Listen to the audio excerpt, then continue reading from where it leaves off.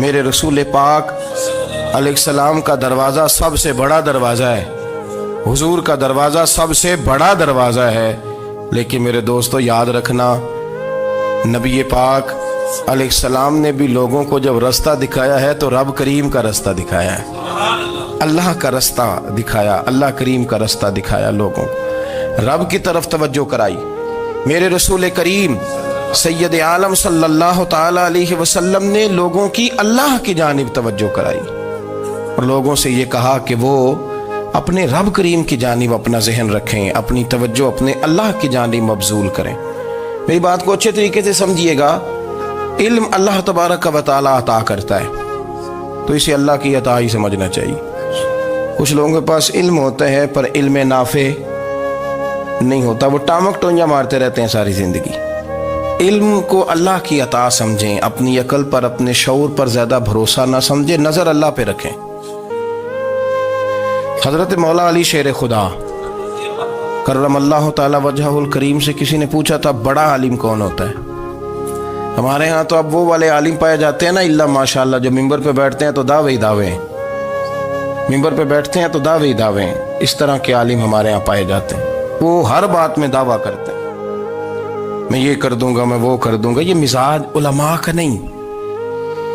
حضرت علی المرتضیٰ سے کسی نے پوچھا بڑا عالم کون ہوتا ہے؟ فرمایا بڑا عالم وہ ہوتا ہے کہ جسے مسئلے کا پتہ نہ ہو تو وہ کہہ دے مجھے نہیں پتا، میں پتہ کر کے بتاؤں گا، غلط بات بیان نہ کرے۔ امام مالک سے کسی نے کوئی مسئلہ پوچھا تو آپ فرمانے لگے مجھے اس سوال کا جواب نہیں آتا، ہمارے بزرگ سمجھاتے کیا ہے؟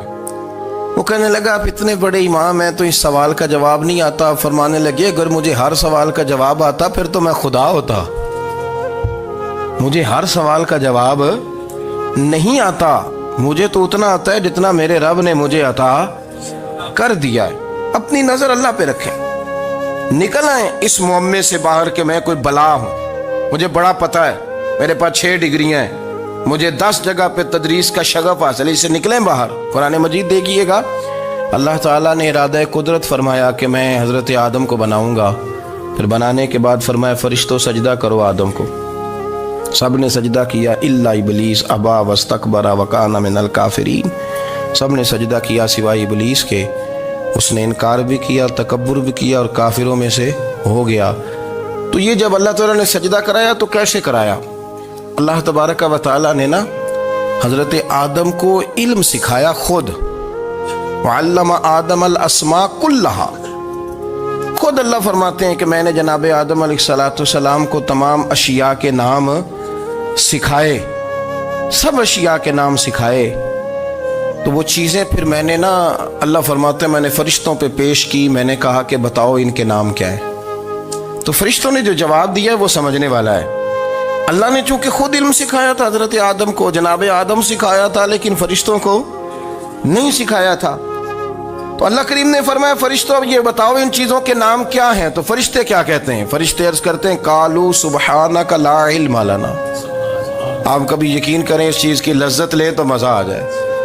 کہا قالوا سبحانک، کہنے لگے تو پاک ہے، قالوا سبحانک، کہنے لگے تو بھئی آدم علیہ السلام کو نام سکھا لیے، پھر فرشتوں کے سامنے وہ چیزیں پیش کر کے کہا ان چیزوں کے نام بتاؤ، تو فرشتے کیا کہتے ہیں؟ کہتے ہیں قالوا سبحانک، تو پاک ہے، لا علم لنا، ہمارے پاس کوئی علم نہیں، الا ما علمتنا، ہمیں تو اتنا پتہ ہے جتنا تو نے ہمیں سکھا دیا، ہمیں تو اتنا پتہ ہے جتنا تو نے ہمیں، لا علم لنا، ہمارے پاس کوئی علم نہیں ہے، اتنا ہی پتہ ہے جتنا تو نے ہمیں سکھا دیا ہے، اس سے زیادہ ہمارے پاس علم۔ اور یہ کیوں تو نے ہمیں جتنا سکھایا اتنا پتہ ہے؟ فرشتے یہ نہیں کہتے یا اللہ تو زیادہ سکھا، آدم کو دیا تو ہمیں بھی دے، یہ نہیں فرمایا، فرمایا انک انت العلیم الحکیم، اے اللہ تو علم والا بھی ہے اور حکمت والا بھی ہے، تجھے پتہ ہے کس کو کتنا دینا ہے، جتنا تو نے مناسب سمجھا جناب آدم کو دیا اور جتنا تو نے بہتر سمجھا وہ تو نے ہمیں عطا فرمایا۔ تو اگر آپ کے پاس علم ہے، کہیں نالج ہے، اس کو اللہ کی عطا سمجھے۔ ہمارے ہاں بہت سارے لوگ بن کے بیٹھ جاتے ہیں، میں اکثر کہتا ہوں کہ پھر وہ دعوے کرتے ہیں میرے علاقے والے جاہل ہیں، میرے شہر والے جاہل ہیں، میرے خاندان والے پڑھے نہیں، یہ آپ کا دعویٰ ہے، یہ آپ کو خراب کر دے گا۔ ہم نے بہت سارے ایسے لوگ دیکھے جو بہت بڑے عالم تھے، لیکن اللہ جب لینے پہ آیا تو عقل ہی لے گیا، شعور ہی چلا گیا، حافظے ختم ہو گئے۔ آپ دیکھتے ہیں بڑھاپے میں کچھ لوگ ایسے ہوتے ہیں کہ جن کو یہ بھی یاد نہیں رہتا کہ میرا نام کیا ہے، میں کہاں ہوں، مجھے کدھر جانا ہے۔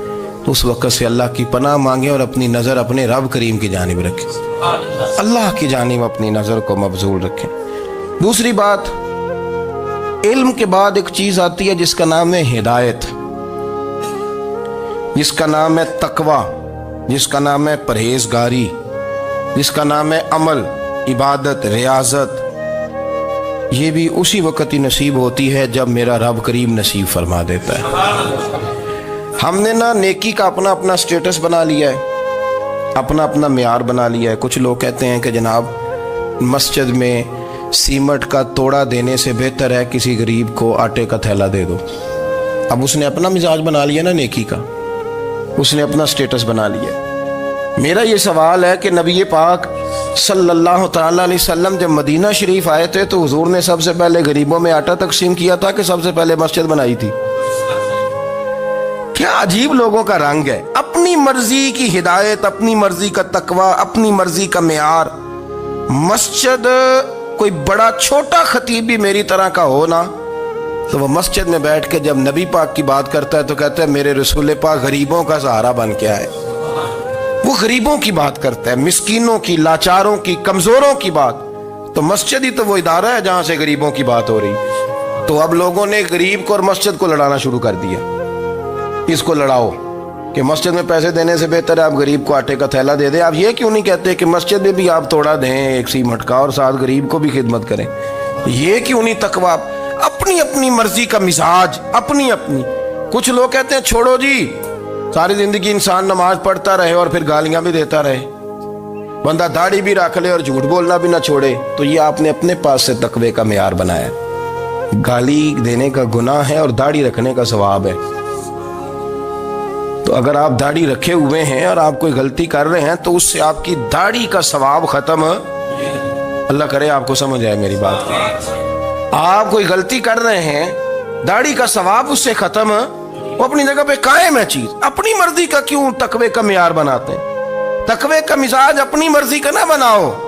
اللہ کی بارگاہ سے دعا مانگو کہ یا اللہ ہمیں ہدایت کا نور عطا فرما، اللہ تو ہمیں رستہ دکھا، تو بتا کہ ہدایت کیا ہے۔ تو رب فرماتا ہے اللہ ولی الذین آمنوا، اللہ مومنوں کا مددگار ہے، یخرجہم من الظلمات الی النور، وہ انہیں اندھیروں سے نکالتا ہے اور نور کی طرف روشنی عطا فرماتا ہے۔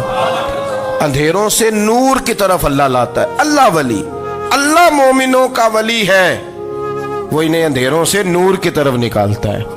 ہدایت ہمیشہ اللہ کی طرف سے سمجھے۔ جب وہ نماز کی توفیق دیتا ہے تو اپنے فضل سے دیتا ہے، جب وہ ذکر کی توفیق دیتا ہے تو اپنے فضل سے۔ ہم سمجھتے ہو جی فلانا نہیں پڑھ رہا بڑا بیوقوف ہے، فلانا نہیں پڑھ رہا، تو تم کیا اپنی عقل کے زور پہ پڑھ رہا ہے؟ میں جی اللہ کے فضل سے 2 سپارے پڑھتا ہوں، تو کس پہ احسان کرتے تو 2 سپارے پڑھ کے رویا کر کہ اگر مالک تو بڑا قریب نہیں۔ بڑے لوگ ہیں جن کو پورا قرآن حفظ ہے پر انہیں پڑھنے کی توفیق نہیں، تو انہیں فضل کیا اور مجھے توفیق دے دی ہے پڑھنے۔ رویا کر، پڑھ کے رویا کر، راتی ساری کر کر زاری، وہ نیند اکھاں تھی توندے تے فجرے اوہی گناہگار کہاون سب تو نیوے ہوندے۔ مہربانی کریں، ڈریں، نیکی کریں تو پھر ڈریں، پھر احساس پیدا کریں، پھر اپنے اندر وہ کمزوری لائیں کہ توبہ توبہ مجھے تو پتہ ہی نہیں، تو جانتا ہی نہیں۔ حضرت سیدنا امام اعظم ابو حنیفہ رحمۃ اللہ تعالی علیہ کے ساتھ ایک شخص کہتا میں نے نماز پڑھی تو عشاء کی نماز تھی۔ یہ جو لوگ بڑے ہوتے ہیں نا، ان کے پیار کرنے والے بڑے ہوتے ہیں، ان کے گرد خوف بھی بڑا ہی ہوتا ہے، انہیں بڑا ڈر لگتا ہے، بڑی بعض اوقات آزمائش ہوتی ہے ان کی۔ عشاء کی نماز کہتے پڑھی تو امام صاحب نے نا عشاء کی نماز میں تلاوت کی آیتیں فَمَن يَعْمَلْ مِثْقَالَ ذَرَّةٍ خَيْرًا يَرَهُ وَمَن يَعْمَلْ مِثْقَالَ ذَرَّةٍ شَرًّا يَرَهُ، فرمایا جو ذرہ برابر خیر کرے گا وہ بھی قیامت میں دیکھے گا، اور جو ذرہ برابر شر کرے گا وہ بھی قیامت میں اس شر کو دیکھے گا اس کے سامنے آئے گا. تو وہ شخص کہتا ہے کہ سارے لوگ نماز پڑھ کے چلے گئے تو امام صاحب رحمۃ اللہ علیہ نے اپنی داڑھی پکڑی رو رہے ہیں. کہتے ہیں وہ ذرہ برابر نیکی کا بدلہ دینے والے، وہ ذرہ برابر شر پہ سزا دینے والے میری سفید داڑھی کو دیکھ. مالک میرے ذرے ذرے سامنے نہ لانا، لوگ تو میری بڑی قدر کرتے ہیں دنیا، میں تو بڑا پہچانا جاتا ہوں، لوگ تو میری راہوں میں پھول لیے کھڑے ہوتے ہیں، مجھے بڑا نوازتے ہیں. قیامت میں رسوا نہ کر دینا، میرے لیے مشکل ہو جائے گی. وہ کہتے ہیں میں نے امام صاحب کا درد دیکھا، مجھے کوئی کام تھا تو میں چلا گیا. میں نے کہا کہ وہ اس وقت اللہ کے حضور حاضر ہیں تو میں دوبارہ آؤں گا. کہتے ہیں میں تہجد کا وقت آیا تو امام صاحب وہیں بیٹھے تھے اور ان کی داڑھی آنسوؤں سے بھری ہوئی تھی اور زور سے داڑھی پکڑی ہوئی. کہنے لگے مالک رسوا نہ کر دینا، قیامت میں رسوا نہ کر دینا. یار جو ہدایت یافتہ لوگ تھے وہ تو ڈرے ہوئے تھے، وہ تو سہمے ہوئے تھے، وہ تو کہتے تھے یہ اس کا فضل نہیں، اس نے بلا لیا، یہ اس کا کرم نہیں. حضرت باعزید بستامی کسی کافر کو دیکھتے تو رو پڑتے، کہتے مالک تو کتنا قریب ہے، یہ بے ایمان رہ گیا، تو نے اپنے فضل سے مجھے اپنے نبی کا غلام بنا لیا. وہ رو پڑتے. یہاں تو لوگوں کا دعویٰ ہی بڑا ہے. نمازی اللہ خیر فرمائے وہ تو دوسروں کو گھورتا ہے، وہ کہتا ہے جنت کا میں مالک ہوں، کنجیاں میرے پاس ہیں، میں کسی اور کو گھسنے نہیں دوں گا. اور اگر 2-3 حج کر لے تو پھر تو وہ کہتا ہے کہ اب میرے سے پوچھ کے لوگ جنت میں جائیں گے معاذ اللہ. اور اگر وہ 2 4 5 7 دفعہ کوئی نفل پڑھ لے تو پھر وہ کہتا ہے چھوڑیں جی سارے لوگ بے عمل ہیں، میں اکیلا نیک ہوں. نہ ایسا کریں، اپنی توجہ اپنے رب پہ رکھیں، اپنی توجہ اپنے معین الملت والدین، عطا رسول، ہند الولی، غریب نواز، خواجہ معین الدین چشتی، حضرت خواجہ اجمیر، شاہ اجمیر، والی ہندوستان. آخری عمر میں نا سارا دن روتے گزر جاتا، ساری رات روتے گزر جاتے، ذرا سی کوئی بات کرتا تو رو پڑتے، آنکھیں آنسوں سے بھری رہتی. کئی دفعہ اپنے بھی پریشان ہو جاتے ہیں نا کہ یار تو ایک بات کی جان ہی نہیں چھوڑ رہا. تو خواجہ قطب الدین صاحب بختیار کاکی سے لوگوں نے کہا کہ آپ مرشد سے بات کریں، اتنا بھی تو نہیں نہ رونا چاہیے، ہر وقت اس کے آنسو کی کریے. عاشق دا کام ہی رونا تونا تے بنا رویوں نہیں منظوری. یہ عاشق سدا ہی روندا رہندا ہے، پاویں وصل ہوئے تے پاویں دوری. ہر وقت رونے کا کیا مطلب ہے؟ تو خواجہ قطب صاحب کہتے ہیں میں قریب گیا تو میں نے پیر دبائے، میں نے کہا سونیا لوگ تو کچھ بھی نہیں کرتے، تو نے تو کمال کر دیا، 90 لاکھ آدمی مسلمان کر دیا، دنیا کچھ نہیں کرتی، تو نے 50 سال ساری رات مصلے پہ بیٹھ کے رب راضی کیا. تو شہزادہ تھا، حضور کی اولاد تھا، لیکن معین الدین تیرا ایک پلاٹ بھی نہیں، تو نے طالب علم پالے، انہیں غریبوں کو دیا، انہیں نوازا، کوئی شے نہیں تیرے پاس، ہر چیز تو نے، ساری رات روتے ہو، سارا دن روتے ہو. تو خواجہ قطب الدین صاحب کہتے ہیں میں نے جب عرض کیا تو خواجہ صاحب مجھے گلے لگا لی، چیخ مار کے روئے، کہنے لگے قطب الدین پتر داڑھی سفید ہو گئی، جانے کا وقت آ گیا، جو تو نے نیکیاں گنوائی ہیں وہ ہیں صحیح میرے پاس، پر یار کی بارگاہ میں پیش کرنے کے قابل ایک بھی نہیں. تو بارگاہ تو دیکھ کتنی بڑی ہے، رسول کریم کی بارگاہ میں پیش کرنے کے قابل ان میں سے ایک بھی نہیں. تو آستانہ دیکھ کتنا بڑا ہے، کیا پیش کروں گا، کیا عرض کروں گا حضور کی بارگاہ میں، کس طرح. وہ یار جو بڑے تھے وہ تو ڈرے ہوئے تھے، سہمے ہوئے تھے، وہ تو بڑی آزمائش میں تھے، لیکن میرا اور آپ کا رٹا 2 نمازیں پڑھ کے 6 نمازوں کا دعویٰ کرنا اور لمبی چوڑی کہانیاں بنانا اور اپنے منہ سے اپنی تعریفیں کرنا، اس سے تھوڑا باہر آئیں. رزق بھی میرا اللہ ہی دیتا ہے، علم بھی اللہ دیتا ہے، رزق بھی. بڑے بڑے فقیروں کو مالدار ہوتے دیکھا، بڑے بڑے مالداروں کو فقیر ہوتے دیکھا، بڑے بڑے. میرے ایک بڑا سخی قسم کا سجن ہے، بڑا پیارا ہے، میں اسے سخی مانتا ہوں. میں نے اپنی پریشانیوں کے دنوں میں بھی اس شخص کو سخی دیکھا. ایک دن رات کو مجھے ٹیلی فون کر کے کہنے لگا کدھر ہو؟ میں نے کہا میں گھر ہوں. نہیں اکثر سفر میں ہوتے ہو نا؟ میں نے کہا طبیعت کیسی ہے؟ ٹھیک ہے، بس حال چال پوچھنا تھا. میں نے سمجھائی، میں نے کہا یار یہ کوئی مسئلہ ہے، ورنہ رات کے 2 بجے کوئی حال پوچھنے کو فون تو نہیں نہ کرتا. कोई मतलब ऐसा तो मसला नहीं ना। तो मैंने बैक कॉल की, मैंने कहा यार मेरी बात सुन, मसला क्या? कि नहीं कुछ नहीं दिल कर रहा था। मैं कहा मेरी गल सुन, रहे असी 4-5 साल कट्ठे, मैं तेन जानना, असल बात कर। कहने लगा मकान भी बड़ा है, सारा कुछ ठीक है, पर वो बड़ा ही बेनियाज है। कुछ हालात इस किस्म के आ गए हैं कि लोगों को बताऊं भी तो लोग मानने को तैयार नहीं। ज़्यादा नहीं, मुझे ना थोड़े से पैसों की ज़रूरत है, को 15-20 हज़ार अगर मिल जाएं, मेरी ज़रूरत। आप यकीन करें मैं रोता रहा सारी रात। मैंने कहा मेहरबाना तेरा किस तरह करांगे, इससे लेके ज़माना इस्तेमाल करता था, पर बेपरवाही वेख ना सज्जड़ दी, जिथे किसे दी पेश ना जावे, उन्हें ताजा वाले दर दर रोले ते मंगते तख्त बिठावे। सजना किसे नू कारा मिल दई, कोई काबे खाली आवे। वल्लाहु खैरुर राज़िकीन, वो कहते तू दाएं बाएं ना जा, रिस्क तो तुझे मैं दूंगा, मैं हूं बेहतर रिस्क देने वाला। बड़े बड़े बादशाह, बड़े बड़े शहनशाह, बड़े बड़े लोग, हाथों में कासे, फकीरियां। उम्मे रबिया क्या करती थी, बड़ी नेक और साले खातून थी। वो कहती हैं कि मैं ना बड़े अमीर आदमी की बीवी थी, अपने शौहर के साथ छत पे बैठी थी, तो नीचे फकीर मांगने वाला आया। उसने बड़े दर्द से सदा की, तो मैंने अपने शौहर से कहा कुछ देने का, दफा कर, इन लोगों ने धंधा बनाया हुआ है। कहती मैं मेके से भी बड़ा माल लेके आई थी, मेरे माँ बाप बड़े अमीर थे, तो मैंने ना चोरी अपने खामद से नज़र बचा के बाथरूम जाने के बहाने गई और नीचे जाके 5 दिनार मैंने उस फ़कीर की हथेली पे रखे। कहते उसने 5 दिनार देखे, फिर मेरी तरफ देखा तो मैंने उसकी आंखों में आंसू चमकते देखे। कहने लगे बीबी रब तेरा भला करे, मैं 3 दिनों का भूखा हूँ। कि वो चला गया, मैं घर आ गई।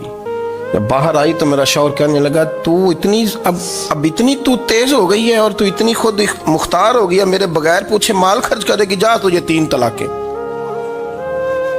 कहती मैं बालदार और वजादार बाप की बेटी थी, तलाक लेके घर आई तो मेरा बाप टूट गया, चारपाई पे चला गया। ओहो ये क्या बन गया। कहती बड़ी तकलीफ रही। 1-2 साल के बाद मेरे अब्बा ने मेरी शादी कर दी। अब जिस शौहर के पास गई वो बड़ा नेक था, परहेजगार था, अल्लाह ने बेहतरीन सिला दिया। कहती छत पे बैठी थी, दरवाजे पे फकीर आया, मैंने शौहर से कहा कुछ दे दूं। कहने लगा 5 ना देना, 15 देना, 20 देना, मैं फकीर हूँ, मैंने फक्र से दौलत देखी है, इसे खाली ना लौटाना। कहती है कि मैं नीचे गई और जब मैंने उसकी तरफ दिनार बढ़ाए तो मेरी चीख निकली, पैसे फेंक के मैं बेहोश होके गिरी। मेरा शौहर ने आके उठाया, अंदर ले गया, पानी मुंह पे छिड़का। कहने लगा तुझे क्या हुआ? कहने लगे ये जो मांगने आया ये मेरा पहला शौहर था, वही था जो कहता था कि तू 5 दिनार दे आइए, जा तुझे 3 तलाकें। पढ़ो ना हदीस पाक, मेरे नबी पाक अलैहिस्सलाम ने फरमाया एक बंदा गंजा था। गंजा कोई तरतीब आगे पीछे हो जाए तो मफहूम के लिहाज से, लेकिन मैं मफहूम उसका वाज़े करता हूँ। एक गंजा था, कोई शय नहीं थी, सर पे बाल भी नहीं थे, रोया करता था। अल्लाह ताला ने फरिश्ते को भेजा, तुझे क्या चाहिए? तो कहने लगा बाल आ जाए और थोड़ा माल आ जाए। फरिश्ते ने हाथ फेरा तो बाल भी आ गए, तो बकरियां भी आ गईं, लाइनें लग गईं, माल ही माल हो गया। दूसरे के पास गया, वो कोड़ा था, उसको जाके कहा क्या चाहिए? कहने लगा शिफा हो जाए और कुछ अल्लाह ताला आसानी कर दे। शिफा भी हो गई, गायें भी दे दी, भैंसें भी दे दी, माल ही माल हो।